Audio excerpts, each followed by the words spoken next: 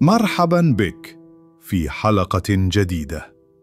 بس قبل ما نبدأ، عايزك توقف كل حاجة بتعملها. خذ نفس عميق وركز معايا. عايز أسألك سؤال واحد، سؤال بسيط لكن جوابه ممكن يغير حياتك. أين ذهب وقتك اليوم؟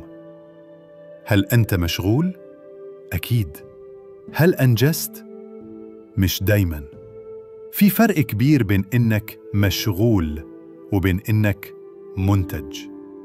النهاردة مش هنتكلم عن الوقت كرقم، هنتكلم عنه كعمر، كفرصة، كأغلى ما تملك. الجزء الأول: لماذا الوقت أثمن من المال؟ الفلوس لما تروح ممكن ترجع، لكن الدقيقة اللي بتضيع ما بترجعش أبداً. الفيلسوف لاو تسو قال: الوقت شيء لا يمكن استرجاعه، وهو الشيء الوحيد الذي يتساوى فيه الجميع. كلنا عندنا 24 ساعة في اليوم، بس السؤال الحقيقي: بتعمل فيهم إيه؟ تخيل معايا إن عندك حساب بنكي كل يوم بيتحط فيه 86,400 جنيه، بس في شرط: لازم تصرفهم كلهم قبل نهاية اليوم، وإلا هيتشالوا. هتعمل إيه؟ أكيد هتخطط وتصرف على المهم والمفيد. نفس الأمر مع الوقت. كل يوم بنستلم 86,400 ثانية، ولو ما استخدمناهم صح بيطيروا وبيسيبونا نتحسر. الجزء الثاني: قيمة اللحظة. لو مش قادر تحس بقيمة الوقت، اسأل طالب راح عليه امتحان بسبب تأخير دقيقة. اسأل رياضي خسر بطولة بسبب جزء من الثانية. اسأل لحظة غفلة كادت تكلفها ابنها. اللحظة دي ممكن تبنيك أو تهدمك. الدقيقة اللي بتمر وانت بتفكر تبدأ، فيه غيرك بيبدأ فعلاً وبيتقدم خطوة أقرب لهدفه. الجزء الثالث: سنوات العمر مش كلها حياتك. هل تعلم أن متوسط عمر الإنسان حوالي 78 سنة؟ يعني تقريباً 28,470 يوم. بس تعال نحسبها، تقريباً ثلث العمر بيروح نوم، وثلث تاني في الشغل والمواصلات، والباقي وقتك الحر الحقيقي أقل من 9 سنوات فقط من حياتك. يعني حياتك الحقيقية مش 78 سنة، دي مجرد 10 سنين تقريباً. فهل بتستغل ال10 سنين دول ولا بتضيعهم؟ لصوص الوقت الثلاثة: 1. السوشيال ميديا. الشخص العادي بيقضي 6 ساعات يومياً على هاتفه، يعني تقريباً 90 يوماً في السنة. يعني 3 شهور من عمرك رايحين في التمرير بلا هدف. واحد من أصدقائي قرر يعمل تجربة، سجل وقته يومياً واكتشف إنه بيضيع 4 ساعات على لا شيء. أتخيل لو استغلهم في تعلم لغة أو رياضة أو مهارة، كان زمانه في حتة تانية خالص. 2. التأجيل والتسويف. هبدأ بكرة، بعد العيد، لما أفضى.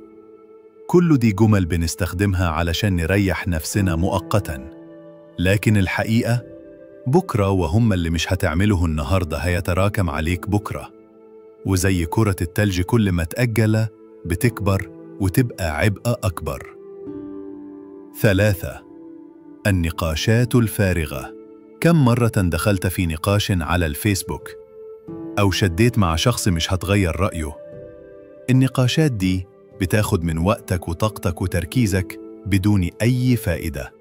الوقت أغلى من إنك تضيعه في إقناع شخص مش ناوي يسمعك. الجزء الخامس: كيف تستثمر وقتك. الناجحين مش أذكى منك، لكنهم عرفوا يستثمروا وقتهم صح. 1. اكتب رؤيتك. اسأل نفسك: أنا عايز أبقى فين كمان 10 سنين؟ عايز أبقى مين؟ إيه الشكل اللي بحلم أوصله؟ واكتب كل ده بورقة وقلم. الكتابة مش كلام فاضي. الكتابة بتحول الحلم إلى خطة. 2. ابدأ يومك بخطة بسيطة. قبل ما تفتح موبايلك حدد 3 أولويات لليوم. مش لازم تعمل 20 حاجة، بس ركز على أهم 3 وابدأ بيهم.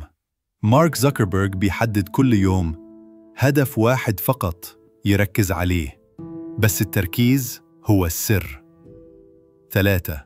خصص وقت للتعلم. 1 ساعة يومياً كافية تغير حياتك. في سنة هتكون قضيت 365 ساعة في التعلم، يعني أكتر من 45 يوم متواصل. الجزء السادس: قصة حقيقية من عامل بسيط إلى محترف عالمي. في شاب كان بيشتغل عامل توصيل في مطعم، مرهق مشغول ووقته على لكنه قرر حاجة بسيطة، يخصص 1 ساعة يومياً يتعلم تصميم الجرافيك أونلاين من اليوتيوب، كورسات مجانية ومواقع بسيطة. بعد سنة بدأ ياخد شغل فريلانسر بسيط. بعد 2 بقى عنده بورتفوليو قوي وشغل دائم. دلوقتي بيشتغل مع شركات عالمية. الفرق الوحيد استثمر 1 ساعة من يومه كل يوم. الوقت قرار. الوقت مش مورد بيتجدد. اللحظة اللي بتمر انتهت، لكن القرار لسه في إيدك. عايز تبدأ التغيير؟ ابدأ بإدارة يومك. مش لازم تعمل قفزة، بس خطوة كل يوم هتوصلك لمكان ما كنتش تتخيله. النجاح مش نتيجة ضربة حظ. النجاح هو نتيجة إدارة ذكية للوقت. أتذكر دايماً، الحياة ليست ما نفعله أحياناً، بل ما نفعله كل يوم. استغل وقتك.